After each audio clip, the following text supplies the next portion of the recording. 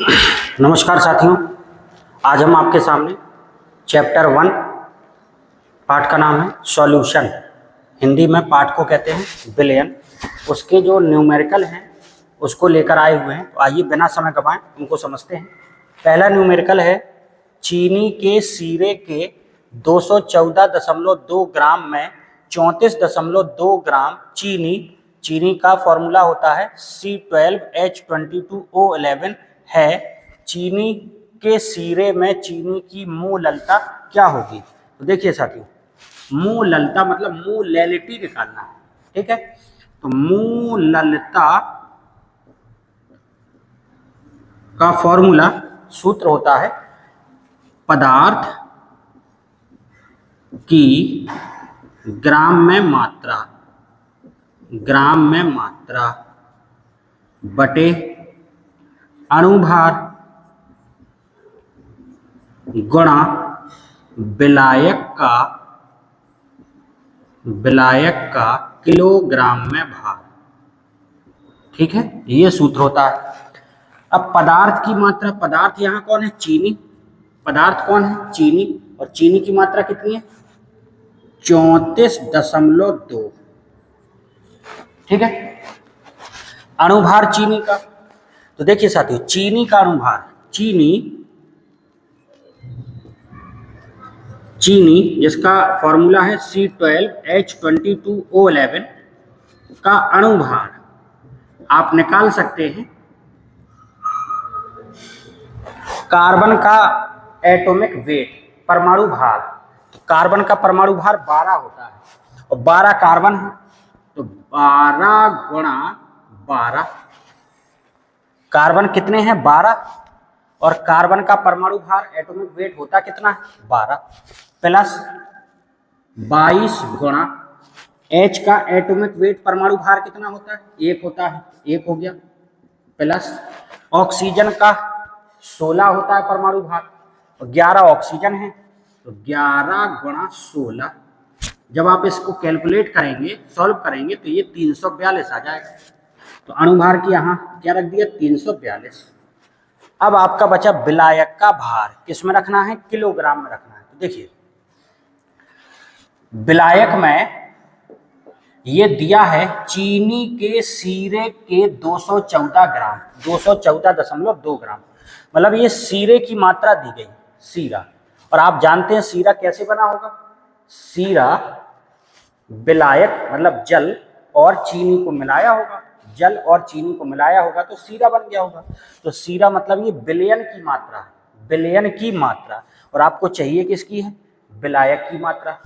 यहां हमने लिखा सीरे की मात्रा बराबर 214.2 ग्राम, ठीक है। अब सीरा मतलब इसमें जल और चीनी मिलाया गया होगा, जल प्लस चीनी मिलाया गया होगा, तो ये क्या बन गया होगा? बिलियन। तो ये जो सीरा लिखा है इसका मतलब ये बिलियन की मात्रा है। और हमको किसकी चाहिए? विलायक मतलब जल की मात्रा। तो यहाँ चीनी की मात्रा क्या है? चीनी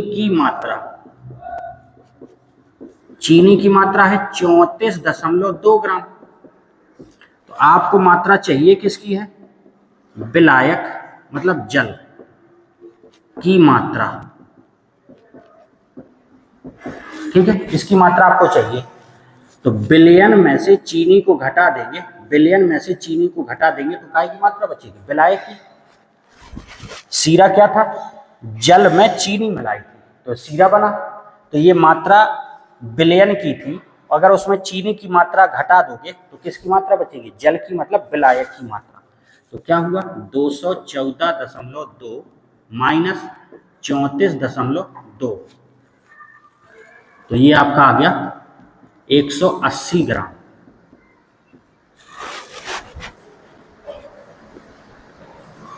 आ, 180 ग्राम। अब यहाँ मान रखिए विलायक की मात्रा, ये किस में? ग्राम है, और आपको किस में रखना है? किलोग्राम में। तो ग्राम को किलोग्राम में बदलने के लिए 1000 का भाग दे देंगे। यहाँ 180 बटे 1000। जब आप इसको सॉल्व करें, दशमलव हटाया तो ये 0, इससे ये पूरा कैंसिल, दो जीरो से ये दो जीरो कैंसिल, ये 10 कहाँ चला जाएगा ऊपर, तो आ गया 10/18, 10/18। 2 से काट दीजिए, 2 पंचे 10, 2 नम 18, भाग देंगे तो दशमलव तो 50 हो गया, 9 पना 45, फिर 5 आया, फिर 5 आएगा, तो ऐसे 0.555 आता रहेगा, तो हम ऐसा भी लिख सकते हैं 0.56, और मूललता को स्मॉल m से प्रदर्शित करते हैं। ये हमारा फाइनल आंसर आ गया, ये हमारा फाइनल आंसर आ गया। चलिए अगला सवाल देखिए, इस सवाल को देखिए साथियों, लिखा हुआ 20% भारानुसार K2CO3 नाम क्या है, पोटेशियम कार्बोनेट विलयन की मोललता ज्ञात कीजिए। मोललता मतलब मोलैलिटी, ठीक है ना, मोलैलिटी ज्ञात कीजिए। इसमें जो कोष्ठक में दिया है आपको, K मतलब पोटेशियम, इसका परमाणु भार एटॉमिक वेट 39, कार्बन का परमाणु भार 12, ऑक्सीजन का परमाणु भार 16, ये सवाल में दिया गया है। आइए लगाते हैं, मोलैलिटी, मोललता निकालना है, मोललता, इसका सूत्र क्या होता है, पदार्थ की ग्राम में मात्रा बटे अणुभार गुणा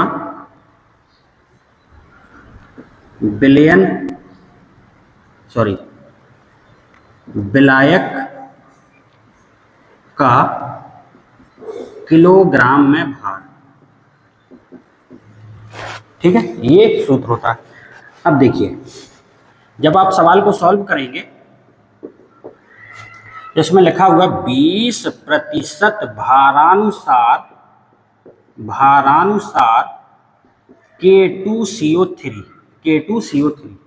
अब इसका अर्थ क्या है, अगर ये लाइन लिखी है तो इसका मतलब क्या है, तो इसका अर्थ है कि देखिए प्रतिशत लगा हुआ है, प्रतिशत का मतलब होता है 100, तो 100, और ये भार लिखा हुआ है, भार के अनुसार, भारानुसार या द्रव्यमान के अनुसार, तो इसका भार के अनुसार, भार को नापेंगे ग्राम में, तो 100 ग्राम बिलियन में, भाई भार जो होता है उसको काय में आप नापेंगे, ग्राम में, तो याद आ जाएगा कि अच्छा 100 ग्राम क्या है, बिलियन, 100 ग्राम बिलियन में ये जो 20 लिखा है, 20 ग्राम क्या उपस्थित है, K2CO3 उपस्थित है। इतनी बात आपको समझ में आई। प्रतिशत लगा था तो हमने 100, और ग्राम क्यों लिखा, क्योंकि भार लिखा हुआ है, भार का मतलब भार तौलेंगे आप ग्राम में, तो 100 ग्राम बिलियन हो गया, 100 ग्राम बिलियन में ये जो संख्या लिखी है 20, तो 20 ग्राम क्या होगा, K2CO3 हो गया। और शेष कितना बचा, 100 माइनस 20 बराबर 80 ग्राम, यही तो शेष बचा। 100 ग्राम बिलियन था, 20 ग्राम K2CO3, तो शेष कितना बचा, घटा देंगे तो 80 ग्राम। 80 ग्राम जल, या उसी को आप कहें विलायक है। कैसे, 100 ग्राम तो आपके पास बिलियन है, और बिले सॉल्यूट, जिसको इंग्लिश में सॉल्यूट कहते हैं, हिंदी में बिले कहते हैं, अपन लोग पदार्थ बोलते हैं, तो ये पदार्थ कितना है, 20 ग्राम, तो बचा क्या, विलायक, तो घटाने से क्या पता चल गया कि ये विलायक कितना है, ठीक है। अब K2CO3 का अणुभार, भाई यहाँ अणुभार की जरूरत पड़ेगी, तो अणुभार बराबर K का कितना है, परमाणु भार 39, 2 K है, तो 2 गुणा 39 प्लस कार्बन का कितना होता है, दिया गया है 12, ऑक्सीजन का परमाणु भार कितना होता है, 16, 3 ऑक्सीजन है, तो 3 गुणा 16, ये आ गया 78, प्लस 12 प्लस 48, तो 78 2 80 और 10 90, 138 आ गया, 138। अब यहाँ मान रखते हैं, तो पदार्थ की मात्रा, पदार्थ कौन है यहाँ पे, K2CO3, तो K2CO3 की मात्रा कितनी, 20 ग्राम, तो 20 बटे अणुभार कितना है, 138 गुणा विलायक, विलायक देखिए, विलायक कितना है 80 ग्राम, और आपको किस में रखना है किलोग्राम में, तो 1000 का भाग दे देंगे, तो 80/1000 ये किलोग्राम में बदल गया। अब बस इसको सॉल्व करना है, तो सॉल्व करेंगे, 0 से 0 खत्म, ये आ गया 2 गुणा ये 1000 ऊपर गया 1000/138 गुणा 8। बस आपको सॉल्व करना है, सॉल्व करिएगा। 2 से ये काटा 4 बार, 4 से ये काट दिया, 4 दूनी 8, 2 बचा, 4 पंचे 20 और ये 0, इसको काट दिया, 2 से काटे 125 और ये काटेंगे 2 से, तो 2 छक 12, 1 2 नम 18। जब आप इसका भाग देंगे ये कितना आया 125/6 पेनो 69। भाग देने से आएगा 1.81 स्मॉल एम। स्मॉल एम का मतलब होता है मोललता, तो मोललता को स्मॉल एम से प्रदर्शित करते, ये हमारा आंसर आ गया। तो देखिए सूत्र ये था, सूत्र में मान भर रखना पड़ता है। किसकी जरूरत थी K2CO3 के अणुभार की, यहाँ पे 20% भारानुसार K2CO3 का मतलब क्या है वो लिख दिया, तो सब कुछ पता चल गया, अपन ने मान रख दिया और आंसर आ गया। अगला सवाल देखिए, इस सवाल को देखिए, 90 ग्राम जल में, तो जल क्या हो गया विलायक, 90 ग्राम जल में 4 ग्राम कास्टिक सोडा विलेय है, इसके मोल प्रभाज की गणना कीजिए। मोल प्रभाज को इंग्लिश में बोलते हैं मोल फ्रैक्शन। तो मोल फ्रैक्शन मतलब मोल प्रभाज निकालना है, किसके मोल प्रभाज निकालना है कास्टिक सोडा के, ठीक है। तो ये मोल प्रभाज वाला सवाल है, देखिए कैसे लगाते हैं मोल प्रभाज वाले सवाल को। तो जब आप इसको सॉल्व करें तो इसमें 2 की जानकारी है आपके पास, एक जल की और एक कास्टिक सोडा की, ठीक है। तो हमने इधर जल लिख लिया और इधर कास्टिक सोडा लिख लिया, कास्टिक सोडा, सोडा मतलब सोडियम, इसका फॉर्मूला सूत्र क्या होगा NaOH, और जल का पता होगा H2O होता है, ठीक है। अब आपको इसके बारे में क्या जानकारी है, मात्रा पता है आपको, मात्रा, जल की मात्रा कितनी है 90 ग्राम, ठीक है, और कास्टिक सोडा की मात्रा कितनी है, इसकी मात्रा है 4 ग्राम, ये हो गया। इसके बाद अणुभार, अणुभार देखिए H का परमाणु भार कितना होता है 1, 2 H है तो आपने लिखा 2 गुणा 1 प्लस ऑक्सीजन का परमाणु भार कितना होता है 16, तो कितना आ गया टोटल 18। इसी प्रकार इसका अणुभार देखिए, अणुभार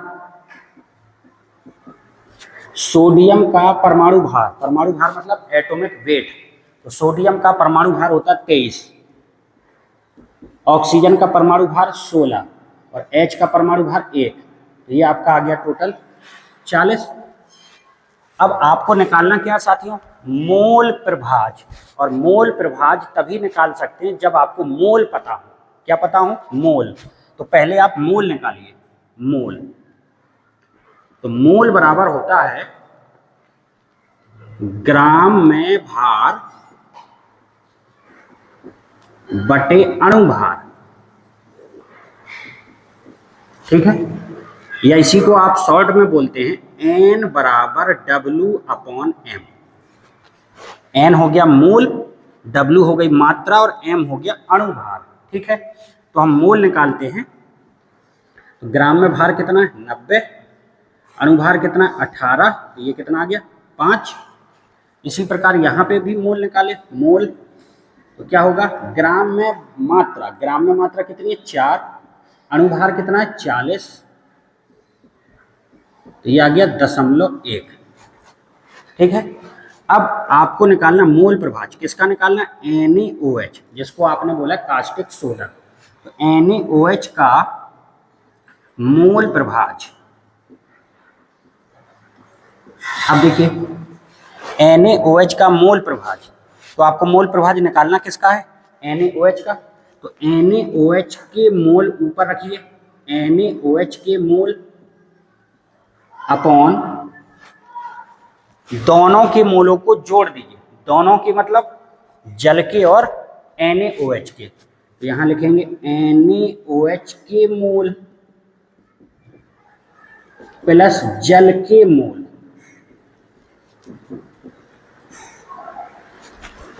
ठीक है। फिर से देख लीजिए, मोल प्रभाज आपको किसका निकालना है, NaOH का निकालना है, तो NaOH के मोल ऊपर रखिए, बटे में दोनों को जोड़ दीजिए, तो दोनों को जोड़ दिया।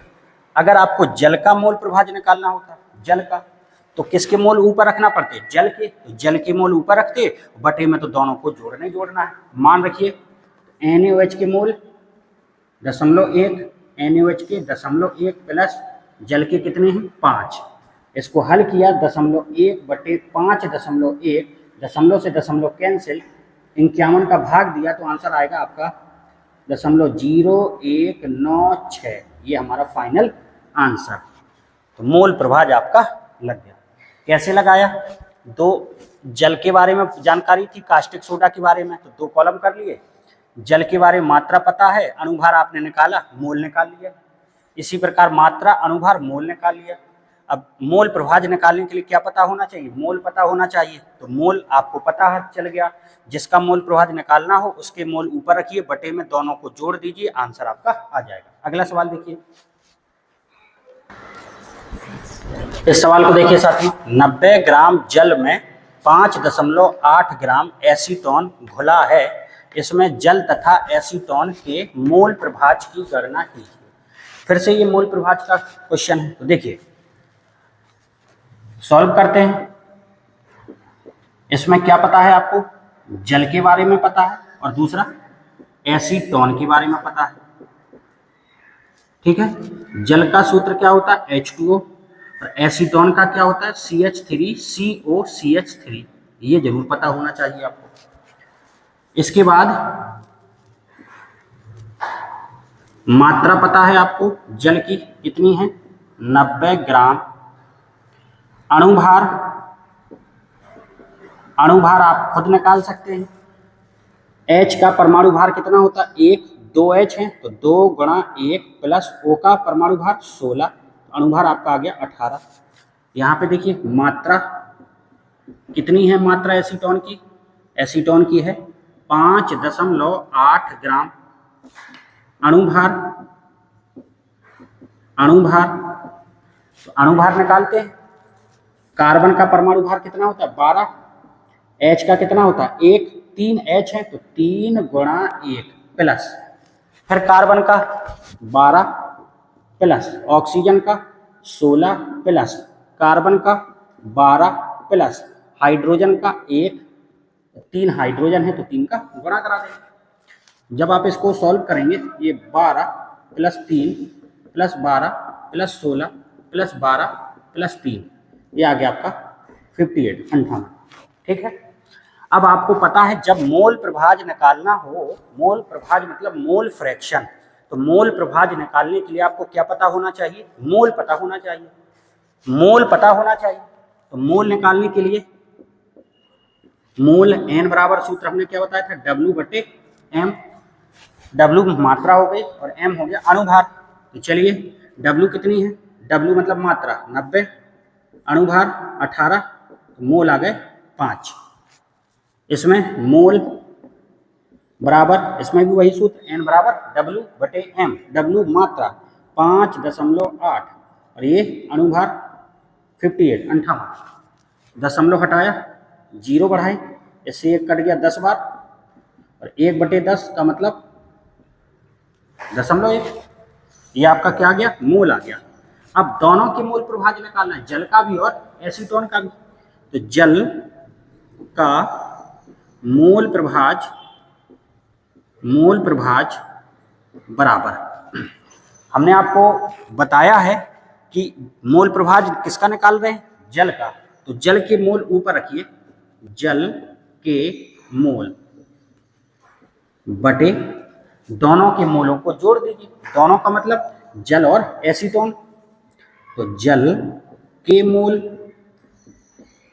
प्लस एसीटोन के मोल, एसीटोन के मोल मान रख दीजिए। जल के मोल कितने हैं? जल के मोल है 5 प्लस एसीटोन के कितने हैं? 0.1 या गया 5/5.1 दशमलव हटाया, यहाँ 0 बढ़ाया। अब भाग देंगे, तो जैसे ही आप भाग देंगे तो भाग नहीं जाएगा तो दशमलव लगाएंगे तो ये कितना हो गया? दशमलव लगाएंगे तो यहाँ फिर 0 बढ़ा देंगे तो भाग जाएगा और ये आपका आंसर आ जाएगा। उम्मीद करते हैं आपको अच्छे से समझ में आया होगा।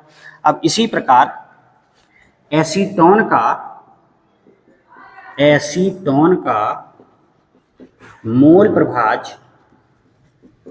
प्रभाज अगर आपको निकालना है तो किसके मोल ऊपर रखेंगे आप?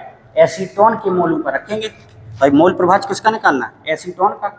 तो पहले तो आप सूत्र लिखिएगा, एसीटोन के मोल बटे जल के मोल प्लस एसीटोन के मोल, लिख लेंगे सूत्र। इसके बाद जब मान रखेंगे तो एसीटोन के मोल कितने हैं? 0.1 और नीचे तो वही जोड़ना है, या गया 0.1/5.1, दशमलव से दशमलव कैंसिल, जब भाग देंगे तो आएगा 0.0196। ये हमारा फाइनल आंसर। क्लियर हुआ? अच्छा, ऐसा भी हो सकता है अगर आप किसी एक का मोल प्रभाज निकाल लें, दूसरे का अगर निकालना है तो एक में से घटा सकते हैं।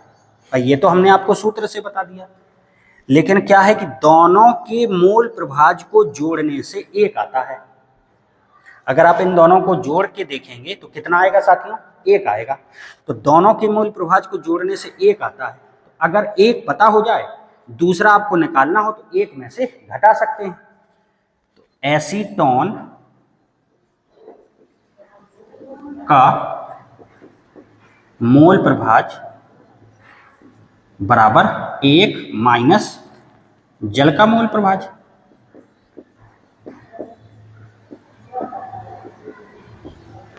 एक माइनस जल का मोल प्रभाज कितना है? 0.98। तब भी आप सॉल्व करेंगे तब भी यही आएगा। या तो आप सूत्र भी याद रखना सरल है, और आपको ये भी बता दिया कि दोनों के मोल प्रभाज को जोड़ने से कितना आता है? 1 आता है। तो अगर एक का आंसर पता है, दूसरे का निकालना है, तो आप एक में से घटा सकते हैं। इतनी बात क्लियर हुई आपको? चलिए अगला सवाल देखते हैं। इसको देखिए साथियों, एल्कोहल जल मिश्रण में भारानुसार 54% जल है। इस मिश्रण में एल्कोहल का मोल प्रभाज क्या होगा? फिर से ये मोल प्रभाज का सवाल है। तो देखिए, इसमें आपको दो के बारे में कौन जानकारी है? एक तो एल्कोहल और दूसरा जल। यहाँ पे हमने एक तरफ लिख लिया एल्कोहल और दूसरी तरफ लिख लिया जल। आप किसी को भी किसी की तरफ लिख सकते हैं, कोई दिक्कत नहीं। एल्कोहल का मतलब होता है एथिल एल्कोहल, ठीक है ना? एल्कोहल का मतलब एथिल एल्कोहल, और जल तो H2O होता है। ठीक, अब क्या आपको जानकारी है? तो देखिए, क्या जानकारी है? मात्रा, अणुभार, इसी प्रकार यहाँ पे भी मात्रा पता होना चाहिए आपको, अणुभार पता होना चाहिए। ठीक, फिर आपको पता है कि अगर मोल प्रभाज निकालना है तो आपको क्या पता होना चाहिए? मोल पता होना चाहिए। तो मोल का सूत्र भी सबको याद हो गया होगा। n बराबर क्या बताया? W/m, है ना? W/m, W मात्रा और m अणुभार। तो देखिए, यहां आपको लगे कि मात्रा तो पता नहीं है, ये 54% जल है, तो इसका मतलब क्या हुआ? तो देखिए, भारानुसार 54% जल है। यहां पे शॉर्ट में हम लिखे दे रहे हैं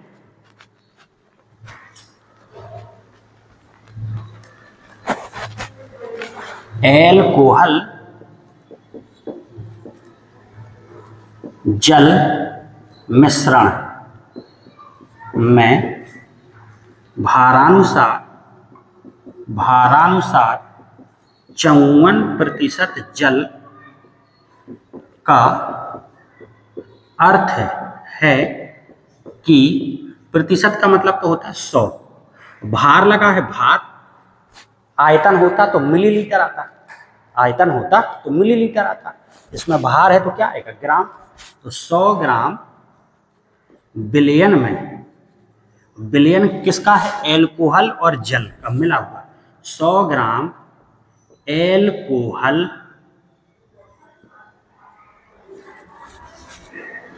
जल, 100 ग्राम एल्कोहल जल मिश्रण में, ठीक है, 54 ग्राम क्या है साथियों, जल, स्पष्ट लिखा हुआ 54 ग्राम क्या है, जल। तो 54 ग्राम जल है और शेष कितना बचा, 100 में से 54 घटाएंगे, कितना बचा, 46 ग्राम क्या होगा भाई, जल अलग हो गया तो बचा क्या, एल्कोहल। तो 46 ग्राम एल्कोहल होगा। इतनी बात क्लियर हो गई। यहां एल्कोहल लिख रहे थे, एल्कोहल, और इधर क्या लिख रहे थे, जल। जल का फॉर्मूला क्या होता है, H2O, एल्कोहल का एथिल एल्कोहल C2H5OH, ठीक है। तो एल्कोहल की मात्रा आपको पता चल गई, एल्कोहल की मात्रा कितनी है, 46 ग्राम। अणुभार देखिए, अणुभार, कार्बन का परमाणु भार कितना होता है, 12, 2 कार्बन है तो 2 गुणा 12 प्लस H का कितना होता है परमाणु भार, 1, 5 H है तो 5 गुणा 1 प्लस O का 16 प्लस H का 1, टोटल करेंगे तो 46 आ जाएगा। उस तरफ देखो, जल की मात्रा कितनी है, 54 ग्राम, अणुभार कितना है, तो 2 गुणा H का परमाणु भार 1 प्लस O का 16, 18। अब मोल निकालिए, तो मात्रा कितनी है, 46, अणुभार भी कितना है, 46, कितना आ गया मोल, 1। यहाँ निकालें तो मात्रा कितनी है, 54, अणुभार कितना, 18, तो इसके मोल कितने आ गए, 3, ठीक है। अब मोल प्रभाव पूछा किसका है, एल्कोहल का, तो एल्कोहल का मोल प्रभाज बराबर, हमने आपको पहले ही बताया है, मोल प्रभाज किसका निकाल रहे हैं, एल्कोहल का। तो एल्कोहल के मोल को ऊपर रखिए, एल्कोहल के मोल अपॉन दोनों के मोलों को जोड़ देंगे, तो एल्कोहल के मोल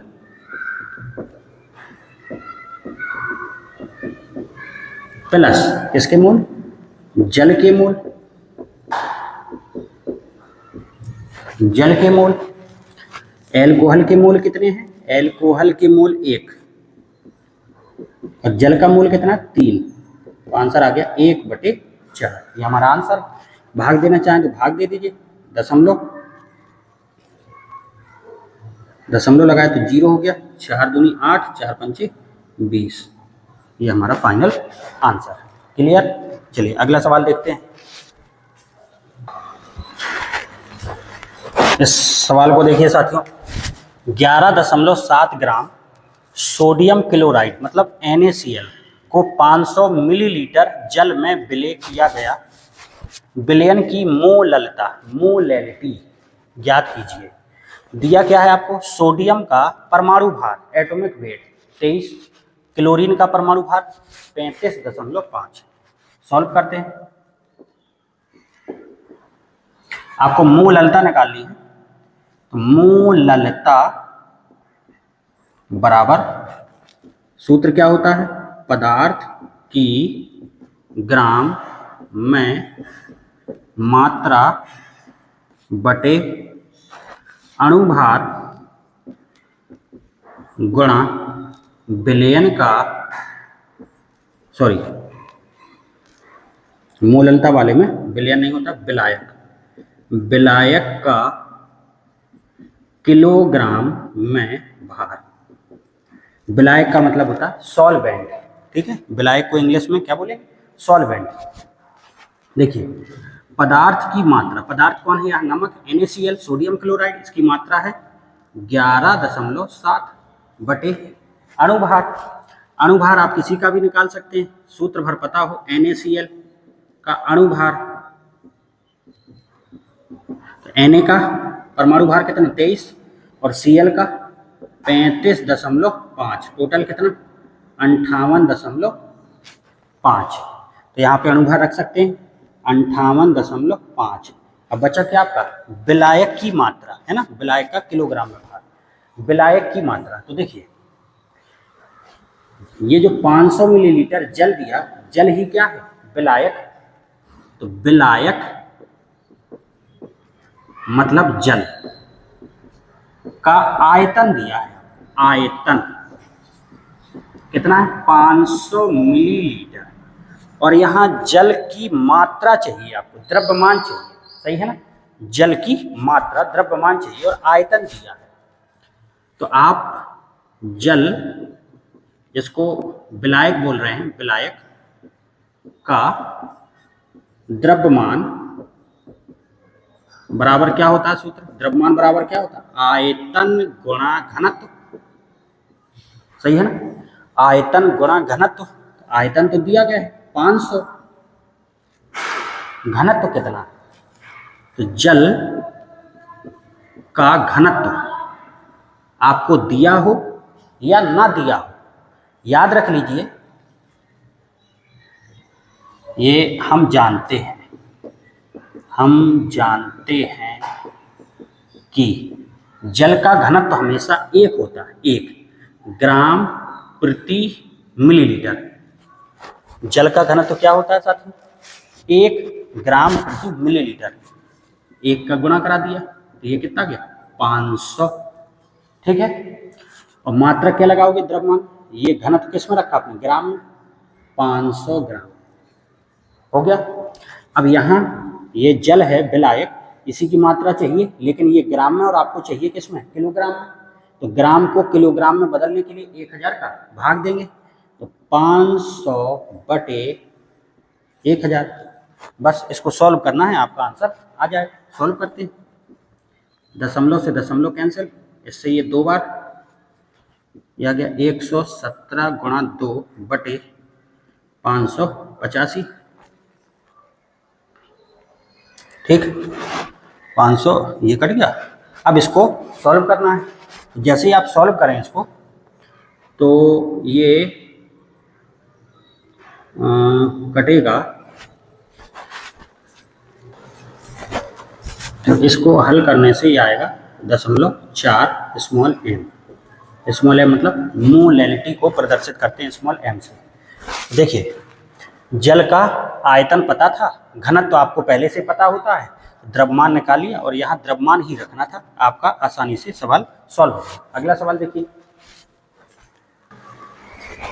इस सवाल को देखिए, 500 मिलीलीटर विलयन में HCl अम्ल के 18.25 ग्राम घुले हैं, इस विलयन की नॉर्मलता, नॉर्मेलिटी बताइए। नॉर्मलता को इंग्लिश में क्या बोलते हैं, नॉर्मेलिटी। तो देखिए इसका सूत्र लगाया, नॉर्मलता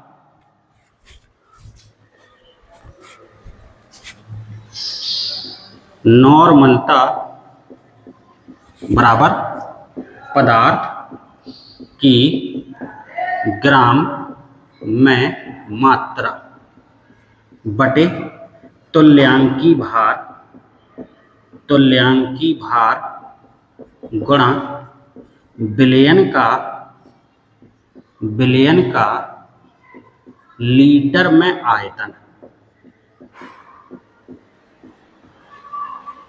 ठीक है, विलयन का लीटर में आयतन। ये तो हो गया सूत्र।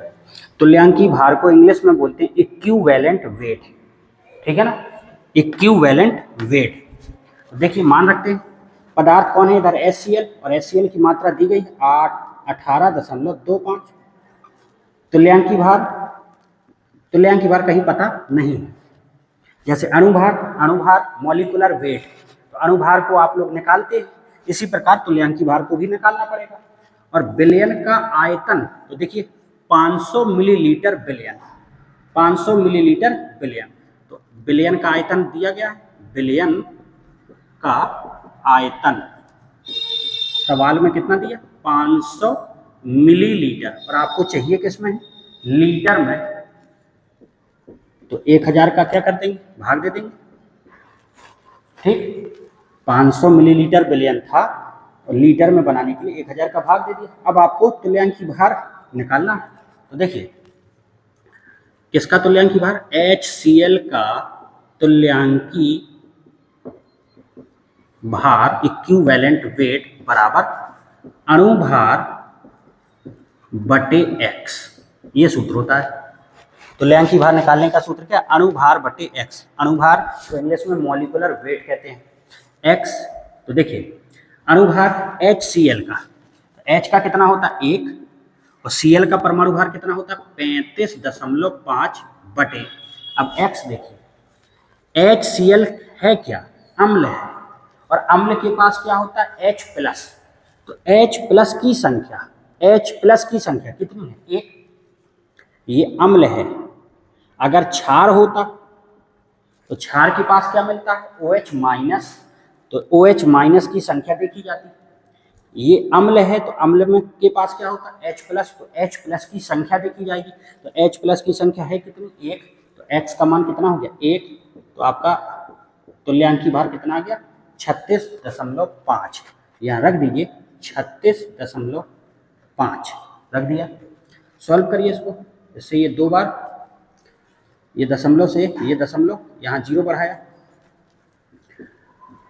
1825 गुणा 2 बटे 3650, ठीक, 2 का गुणा कराइए, 2 पंचे 10, 2 दूनी 4 और 1 5, 2 अट्ठे 16, 1 हासिल, 2 एकम 2 और 1 3, ये कट गया, उत्तर कितना आया 1। नॉर्मलता को प्रदर्शित करते हैं कैपिटल N से, ये हमारा फाइनल आंसर आता है। उम्मीद करते हैं साथियों आपको समझ में आया होगा। चलिए अगला सवाल देखते हैं। इस सवाल को देखिए साथियों, सवाल कहता है 2 बूंद 0.1 मिलीलीटर, मतलब आयतन कितना है 0.1 मिलीलीटर, और नॉर्मलता कैपिटल N का मतलब क्या होता है नॉर्मलता, 0.1 कैपिटल N H2SO4 के 1 लीटर पानी में बने घोल की नॉर्मलता ज्ञात कीजिए। तो देखिए नॉर्मलता तो इसमें भी निकालना है, लेकिन इसमें एक नॉर्मलता दी गई है और दूसरी नॉर्मलता पूछ रही है। तो ये सवाल लगता है जैसे अगर इसको चित्र के माध्यम से देखें तो 2 बूंद हैं, 2 बूंद, इनका आयतन कितना है 0.1 ml और नॉर्मलता कितनी है 0.1, इसको कि 1 लीटर पानी में,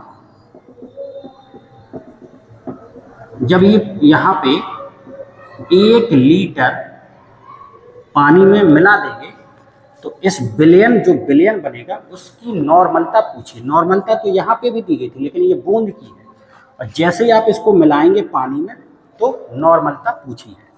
तो 1 लीटर को आप ऐसा लिख सकते हैं 1000 मिलीलीटर, क्यों, क्योंकि ये भी मिलीलीटर में है तो ये भी मिलीलीटर में हो गया, और नॉर्मलता पूछ रहा है तो माना नॉर्मलता N1 है। इतनी बात क्लियर, नॉर्मलता पूछा है तो माना नॉर्मलता कितनी N1। अब आपको भी देखने से ये बात स्पष्ट हुई हो कि जब इसको पानी में मिला देंगे, ये जो 2 बूंद हैं H2SO4 की, ये किसकी बूंदें हैं H2SO4 की जो बूंदें हैं, इसको जब पानी में मिला देंगे तो ये क्या हो जाएगी तनु हो जाएगी। तनु का मतलब जब किसी में पानी मिला दिया जाता है तो विलयन पतला हो जाता है, जिसको अपन कहते हैं विलयन क्या हो गया, तनु हो गया।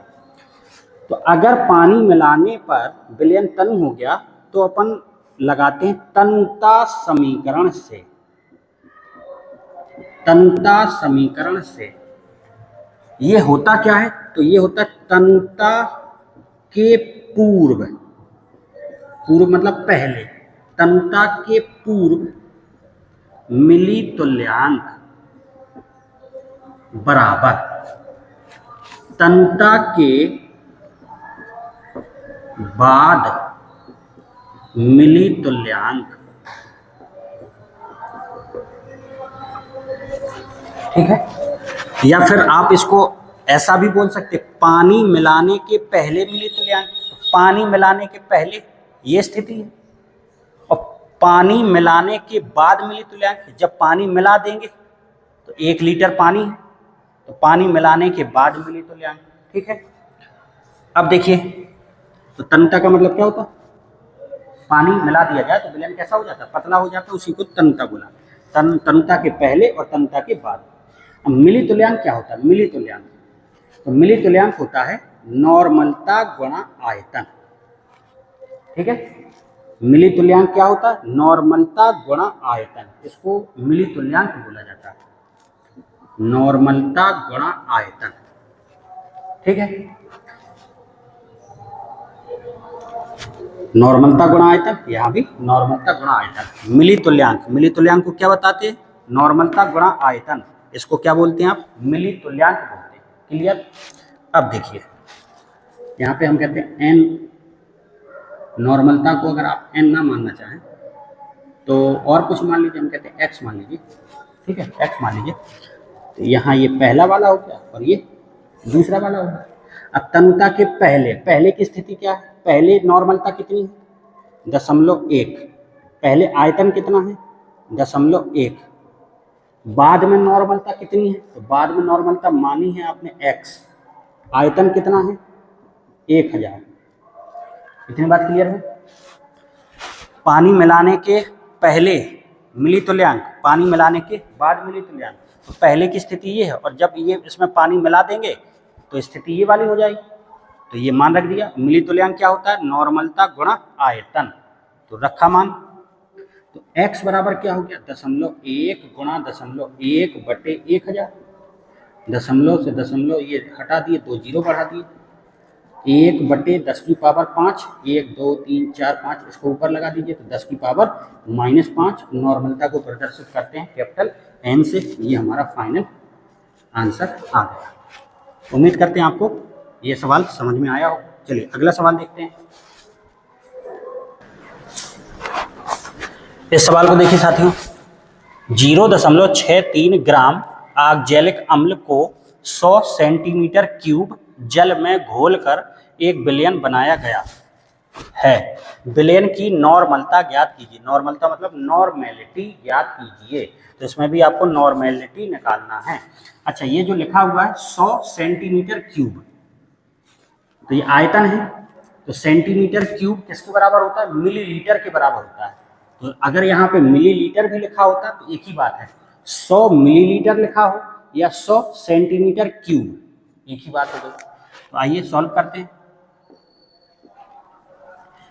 100 सेंटीमीटर क्यूब जल में घोलकर एक विलयन बनाया गया, मतलब विलयन का आयतन, विलयन का आयतन कितना है, 100 सेंटीमीटर क्यूब। इसी को आप कह सकते हैं 100 मिलीलीटर। बात क्लियर है। सेंटीमीटर क्यूब का मतलब क्या होता है, मिलीलीटर। ठीक, आगे देखिए, आपको नॉर्मलता निकालना है। नॉर्मलता बराबर पदार्थ की ग्राम में मात्रा, ग्राम में मात्रा बटे तुल्यांकी भार, तुल्यांकी भार गुणा विलयन का लीटर में आयतन। ठीक है, तुल्यांकी भार का मतलब वही इक्विवेलेंट वेट। तो देखिए, पदार्थ मतलब कौन है, ऑक्जेलिक अम्ल, इसकी मात्रा दी गई है 0.63 बटे, तुल्यांकी भार निकालना है और आयतन भी दिया गया है। देखिए आयतन भी दिया गया है 100 मिलीलीटर, लेकिन आपको चाहिए किसमें है, लीटर में। तो क्या करेंगे, 1000 का भाग दे देंगे।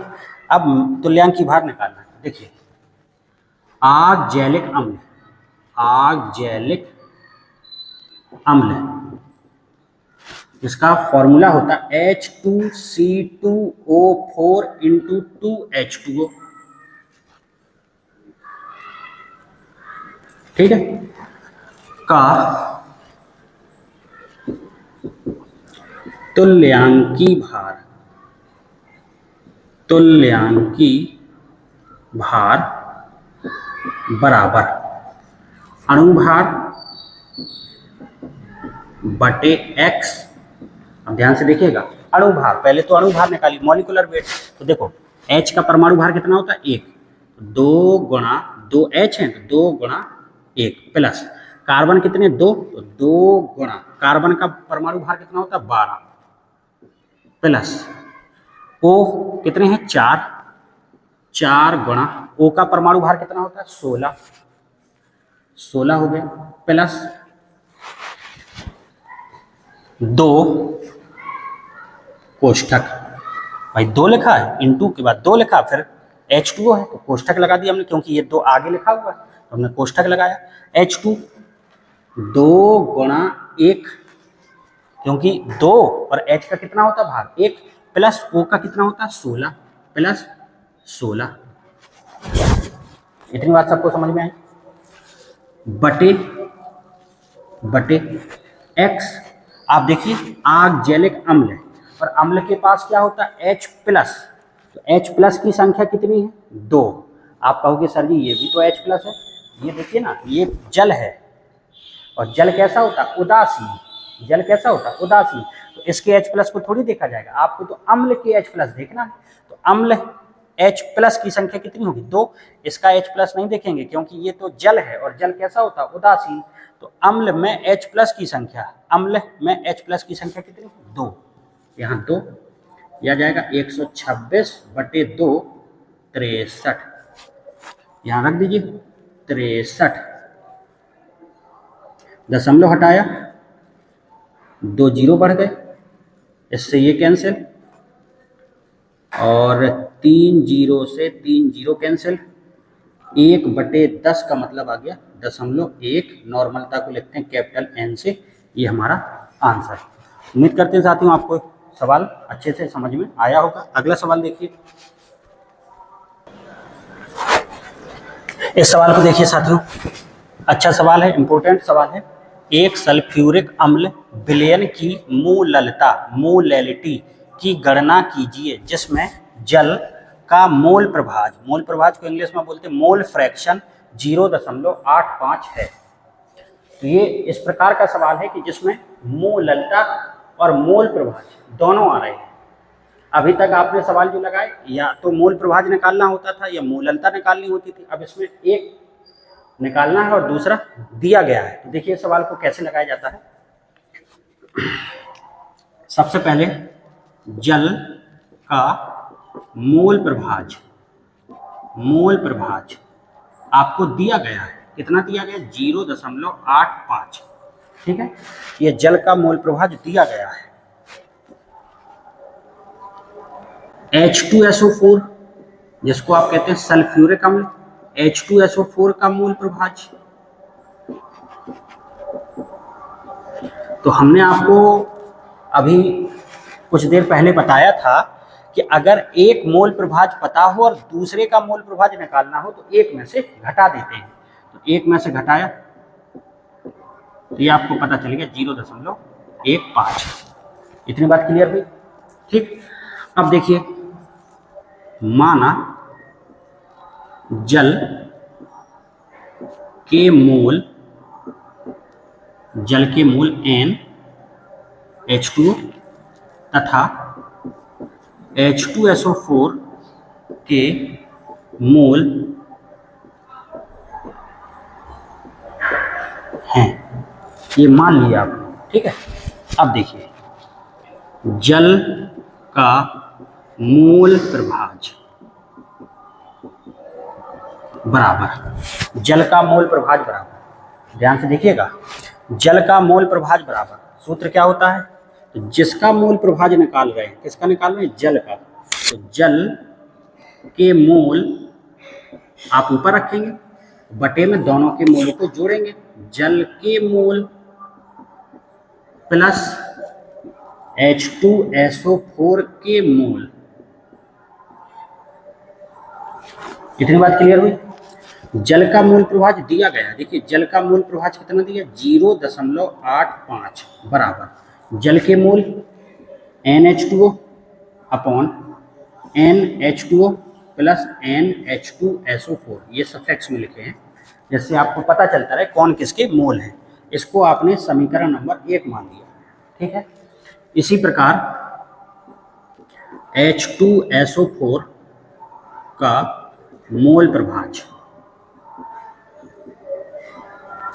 इसका सूत्र, तो मोल प्रभाज किसका निकाल रहे, H2SO4 के, तो उसी के मोल ऊपर रखेंगे, NH2SO4 अपॉन दोनों के मोल को जोड़ दीजिए,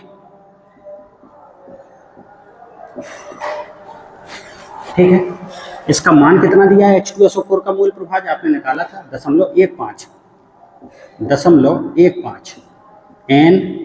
NH2SO4 upon NH2O plus NH2SO4, ये हो गया समीकरण नंबर 2, ठीक। अब समीकरण 1/2, 1 में 2 का भाग दे दीजिए या 2 में 1 का भाग दे दीजिए, कोई फर्क नहीं पड़ेगा, आप कुछ भी कर सकते हैं, 1/2 या 2/1। तो देखिए 0.85 बटे 0.15 बराबर NH2O अपॉन NH2O, या फिर इसी प्रकार लिख लीजिए NH2O upon NH2O plus NH2SO4 upon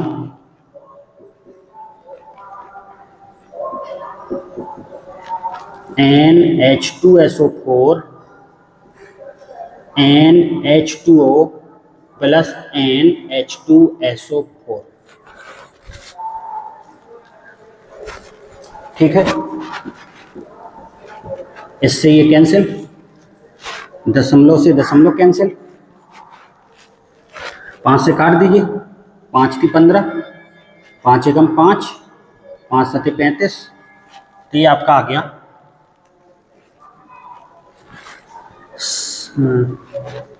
17/3 बराबर, यहाँ क्या बचा, NH2O अपॉन NH2SO4, समीकरण इसको 3 मान लें, ठीक है, या कुछ बदलाव होगा तो हम आगे एक स्टेप और लिख देंगे। अब आपको निकालना क्या था, मोललता, मोलैलिटी निकालना है, ठीक है। तो हमने मोलैलिटी का सूत्र लिखा, मोललता बराबर पदार्थ में मोलों की संख्या बटे विलायक का किलोग्राम में भार, ठीक।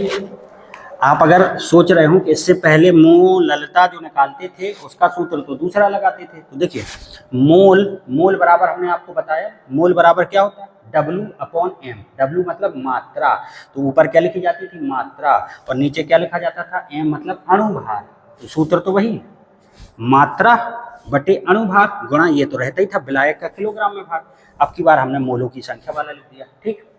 अब देखिए पदार्थ कौन है, यहाँ पदार्थ कौन है, सल्फ्यूरिक अम्ल H2SO4, तो यहाँ आप लिख सकते हैं H2SO4 के मोल, क्लियर, H2SO4 के मोल अपॉन विलायक का किलोग्राम में भार, तो देखिए W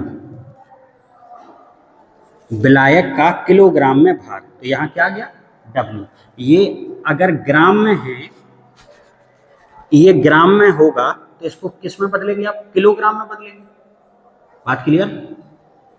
फिर से देख लीजिए, विलायक का किलोग्राम में भार है, तो भार को हमने W से प्रदर्शित किया, और अगर ये ग्राम में होगा तो इसको आप किस में बदलेंगे, किलोग्राम में। ये हो गया किलोग्राम, ठीक है। अब देखें, इसमें हमने किया क्या, यहीं पर m का गुणा किया और m का भाग दिया, m का गुणा किया और m का भाग दिया। इतनी बात आपको समझ में आई क्या? क्या फर्क पड़ा? कुछ नहीं, ये दोनों कट जाएंगे, एक ही तो आएगा। तो हमने m से गुणा कर दिया, m से भाग कर दिया। अब ये जो कैपिटल M है, ये प्रदर्शित कर रहा है जैसे स्मॉल m आप कहते हैं अणुभार है, मॉलिक्यूलर वेट है। कैपिटल M ये अणुभार है, लेकिन किसका अणुभार है, तो W है, कैपिटल W विलायक, तो ये विलायक की मात्रा, तो कैपिटल M क्या है, विलायक का अणुभार। ये पहचान के लिए आपको बता दिया है, ये हम कोष्ठक में लिखे भी दे रहे हैं, जहां कैपिटल M क्या प्रदर्शित कर रहा है, आपका विलायक का अणुभार, जैसे कोई कंफ्यूजन ना हो। इतनी बात क्लियर हुई? अब देखिए ये क्या बन सकता है, मोल बन गया ना, क्योंकि मोल बराबर क्या होता है, मोल बराबर क्या होता है, W/M होता है कि नहीं। तो देखिए मोल बराबर W/M, तो W/M को क्या लिख सकते हैं, मोल लिख सकते हैं। लेकिन आप ये बताइए W ये है किसका, विलायक का। विलायक है कौन यहाँ, जल। विलायक कौन है, जल। तो ये जल की मात्रा है और ये जल का अणुभार है, मात्रा बटे अणुभार, ये मोल हो। किसका मोल हो गया, जल का मोल।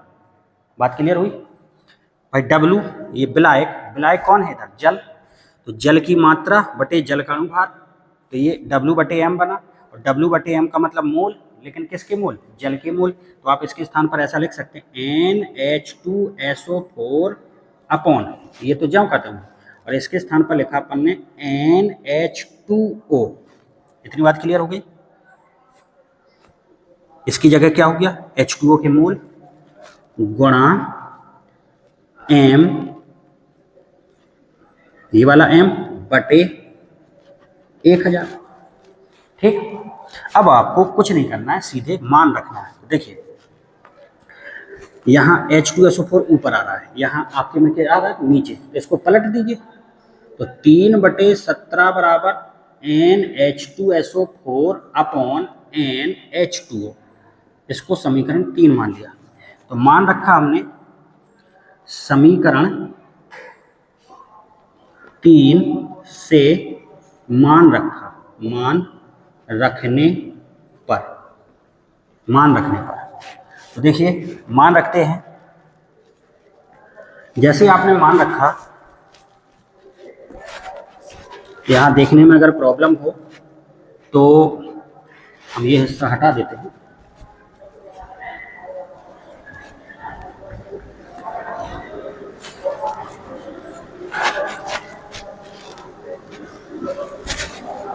देखिएगा समीकरण 3 से इसका मान, इतने का मान, आप देखो इतने का मान क्या है, 3/17, तो ये आ गया 3/17 गुणा, क्लियर होगा। 1000 कहाँ चला जाएगा, ऊपर, 1000 चला गया ऊपर, और M कहाँ रहेगा, नीचे। M है आपका नीचे, M है क्या, विलायक। विलायक का मतलब जल का अणुभार, कैपिटल M बराबर, और जल क्या होता है, H2O, अणुभार निकालिए, 2 गुणा H का कितना 1 प्लस O का कितना 16, कितना गया 18 आ गया। तो यहाँ 18 रखिए, 3/17 गुणा 1000/18। जब आप इस पूरी कैलकुलेशन को सॉल्व करेंगे तो आएगा 9.8। मोल अल्टा निकालना था तो स्मॉल m से प्रदर्शित करते हैं, ये हमारा फाइनल आंसर आता है। देखिए अगर आप कहें कि ये सवाल लेंदी हो गया, लेकिन समझना बिल्कुल आसान है। मोल प्रभाव जल का दिया गया था H2SO4 का निकालने के लिए, एक में से घटा दिया, दोनों के सूत्र लगाए, समीकरण 1 बन गया, समीकरण 2 बन गया, भाग दे दिया, भाग देने से ये स्थिति आई थी आपकी, ये स्थिति। अब पलटना है तो पलट दीजिए, पलट भी सकते हैं इसको, तो समीकरण 3 मान लिया। अब यहाँ समझने वाली बात है कि मोललता बराबर ये सूत्र होता है। तो पदार्थ कौन है H2SO4, तो देखिए H2SO4 के मोल बटे विलायक का भार, भार मतलब मात्रा W, तो हमने कैपिटल W से इसको प्रदर्शित किया। अगर ये ग्राम में होगा तो यहाँ क्या चाहिए, किलोग्राम में, तो हमने 1000 का यहाँ पे भाग दिया, 1000 का यहाँ पे भाग दिया, तो ये किलोग्राम में बदल गया। अब हमने अपने मन से m का गुणा किया और m का भाग दिया। ये ऐसा इसलिए किया क्योंकि W/m ये मोल बन जाएगा। किसके मोल बन जाएंगे, ये जल के, तो देखिए जल के मोल लिख दिया, ये m ज्यों का त्यों है, 1000 ये ज्यों का त्यों है। इसके बाद इसका मान समीकरण 3 से उठा के रख दिया, 3/17, 1000 ये ऊपर पहुंच जाएगा, और m अणुभार है, जल का अणुभार सबको पता होता है 18 होता है, इसको सॉल्व किया तो 9.8 ये हमारा आंसर आ गया। चलिए अगला सवाल देखते हैं। देखिए इस सवाल को देखिए साथियों 500 मिलीलीटर 0.25 कैपिटल M का मतलब मोलरिटी, और 250 मिलीलीटर 0.25 कैपिटल M ये भी मोलरिटा बनाने के लिए आवश्यक एथिलीन ग्लाइकॉल, और ये कोष्ठक में 62 ग्राम प्रति मोल, इसका मतलब ये अणुभार दिया गया है, अणुभार मॉलिक्यूलर वेट के द्रव्यमान अनुपात की गणना कीजिए। क्या निकालना है आपको, द्रव्यमान अनुपात निकालना है। सॉल्व करते हैं। यहाँ दो कंडीशन है, 500 मिलीलीटर 0.25 कैपिटल M, और दूसरी कंडीशन क्या है, 250 ml 0.25 capital M ethylene glycol, ethylene glycol, ये भी क्या है, एथिलीन ग्लाइकॉल।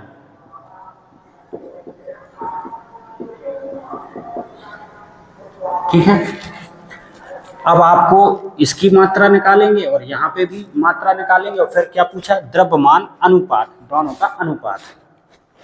तो मोलरता बराबर सूत्र होता है पदार्थ की ग्राम में मात्रा बटे अणुभार गुणा विलयन का लीटर में आयतन, विलयन का लीटर में आयतन। ठीक, तो फर्स्ट कंडीशन में, फर्स्ट केस में, फर्स्ट कंडीशन में मोलरता 0.25, पदार्थ की मात्रा W1 मान ली, अणुभार 62 ये दिया गया, विलयन का लीटर में आयतन 500 मिलीलीटर, लीटर में बनाएंगे तो 1000 का आप भाग दे देंगे। ठीक है, इसको समीकरण 1 मान लिया। सेकंड कंडीशन, सेकंड कंडीशन में भी मोलरता इसी सूत्र में मान रखिए, मोलरता कितनी है उस तरफ 0.25, मात्रा W2, अणुभार 62, आयतन कितना है 250, ये मिलीलीटर में है और लीटर में बनाइए तो 1000 का यहाँ पे भी भाग दे देंगे। ये समीकरण नंबर 2 हो गया। समीकरण 1 व 2 से यह समीकरण 1/2 कर दीजिए, 1 व 2 से 1/2 करेंगे तो कट जाएंगे, और ये कट जाएंगे, कितना आएगा 1.25/0.25 बराबर 1000, W1 अपॉन 62 गुणा 500, 500 से 1 काट दीजिए। ठीक है, तो ये कितना हो गया 1/2, इसको भी काट दिया, W2/62 गुणा 1/4, 62 से 62 खत्म, ये पूरा कट के 1 आ गया। ठीक है, अब यहाँ पे 1 बराबर, ये 2 ऊपर चला गया, ये 2 कहाँ चला गया ऊपर, 2W1 अपॉन 4W2, तो W1 बटे W2 बराबर 2 इधर आ जाएगा, 2 बटे 1, तो W1 अनुपात W2 2 अनुपात 1, ये हमारा क्या हो गया आंसर। यही पूछा था ना, द्रव्यमान अनुपात, मतलब पहले वाले में द्रव्यमान और दूसरे वाले केस का द्रव्यमान है, उसका अनुपात पूछा था, तो ये अनुपात आ गया। ठीक, अगला क्वेश्चन देखिए साथियों, देखिए साथियों, 10 ग्राम सुक्रोज को 100 ग्राम जल में घोला गया, विलयन में सुक्रोज का द्रव्यमान प्रतिशत ज्ञात कीजिए। सॉल्व करते हैं। द्रव्यमान प्रतिशत, द्रव्यमान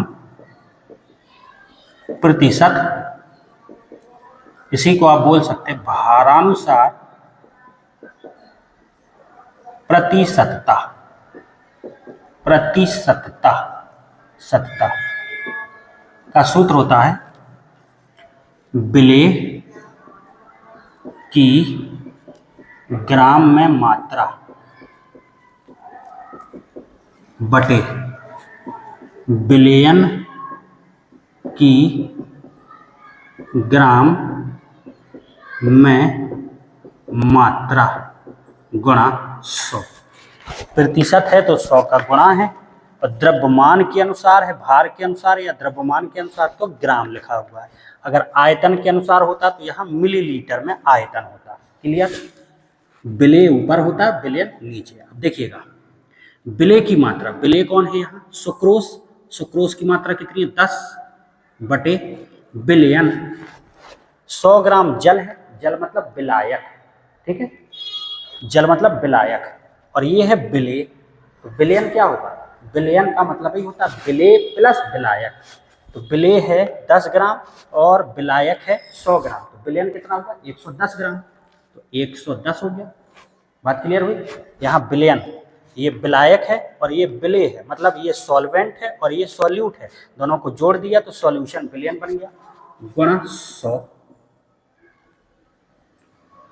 इससे ये कैंसिल, ये हो गया 100, 10 गुणा 10 100 बटे 11, आंसर आएगा 9.09%, ये हमारा आंसर है।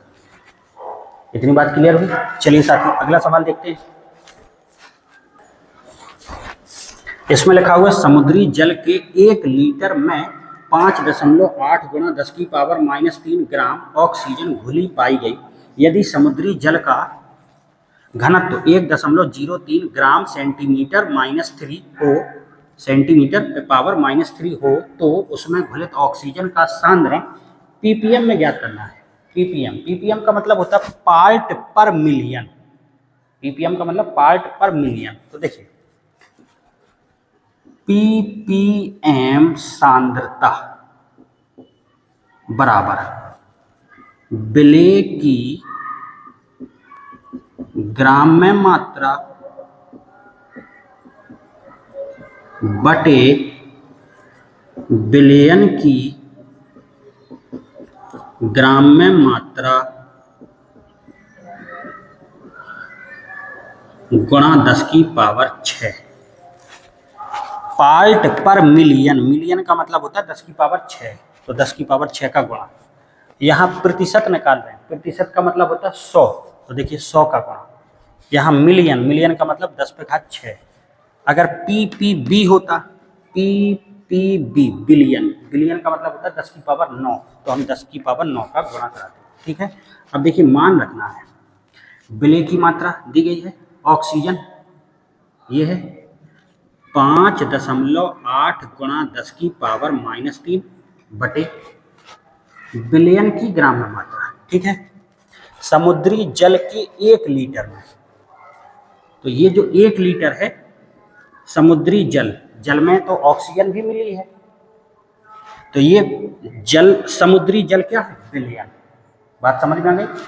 यहाँ केवल जल अकेला था तो उसको क्या बोल रहे थे अब विलायक, यहाँ समुद्री जल है तो उसी जल में तो ऑक्सीजन मिली हुई है समुद्री जल में, तो ये बिलियन हुआ।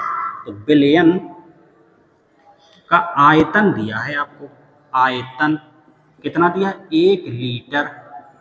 इसी को आप बोल सकते 1000 मिलीलीटर। क्लियर। इसके बाद आपको यहाँ चाहिए बिलियन की मात्रा, मतलब द्रव्यमान। घनत्व दिया गया है कितना, 1.03 ग्राम प्रति सेंटीमीटर क्यूब।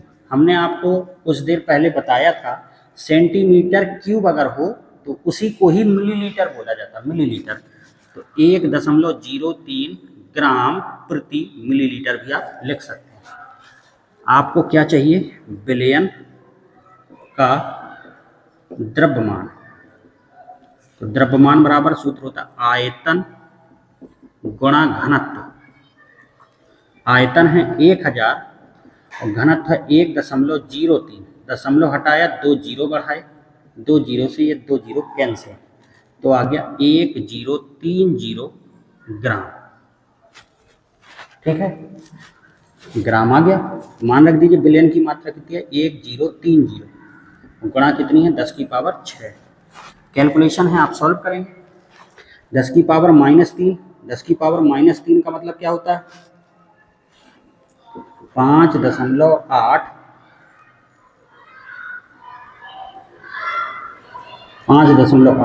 बटे, हम कहते दशमलव हटा दिया तो यहाँ 0 बढ़ा दिया, 103000, 10 की पावर -3 और 10 की पावर 6, कितना बचा, 10 की पावर 3। 10 की पावर -3 गुणा में घाते, अगर आधार समान हो तो गुणा में घाते जुड़ जाती, -3 और +6, प्लस का 3। जब आप इस पूरी कैलकुलेशन को सॉल्व करेंगे तो आएगा 5.63 ppm। ये हमारा फाइनल आंसर है। उम्मीद करते हैं साथियों जितने भी आपको सवाल इस वीडियो में लगवाए गए हैं ये आपको अच्छे से समझ में आए होंगे, और नॉर्मलता, मूलरता, मूललता, मूल प्रभाग, द्रव्यमान प्रतिशतता, ppm, इस पर आधारित सवाल आपको लगाए गए हैं। अगले पार्ट में परासरण दाब पर, ऑस्मोटिक प्रेशर पर आधारित, हेनरी नियम पर आधारित, राउल्ट लॉ पर आधारित क्वेश्चन आपको सॉल्व कराए जाएंगे। तो कृपया वीडियो को अच्छे से देखें। अगर आपको समझ में आए तो आगे जो पार्ट 2 बनेगा उसका इंतज़ार करें और अच्छे से समझें, और चैनल को लाइक करें, सब्सक्राइब करें और शेयर करें। Thank you.